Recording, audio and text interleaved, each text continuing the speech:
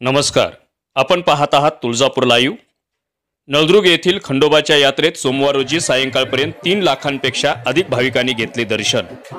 पौष पौर्णिमेनिमित्त जवळपास 800 नंदीध्वजाच्या काठ्यांचे मैलारपुरात आगमन. तुळजापूर तालुक्यातील नळदुर्गच्या मैलारपूर येथील श्री खंडोबा यात्रेनिमित्त सोमवार दिनांक 21 जानेवारी रोजी येळकोट येळकोट जय मल्हारच्या जयघोषाने मैलारपूर परिसरात भक्तांची अलोट गर्दी झाली आहे. सायंकाळपर्यंत 3 लाखांपेक्षा अधिक भाविकांनी खंडोबाचे दर्शन घेतले. भक्तांकडून भंडारा व खोबरे उधळून नवस्फूर्ती करण्यात येत होती. पौष पौर्णिमेनिमित्त भरलेल्या श्री खंडोबाच्या यात्रेकरिता जवळपास 800 नंदीध्वजांच्या काठ्याचे आगमन मैलारपुरात सायंकाळपर्यंत झाले असून दिवसभर भाविक भक्तांकडून श्रीस नैवेद्य दाखवणे, वारू जेवू घालणे, कोटंबा भरणे, वाघ्या मुरळीचे नृत्य, मंदिरावर भंडारा खोबरे उधळणे असे कार्यक्रम भाविकांकडून दिवसभर सुरू होते.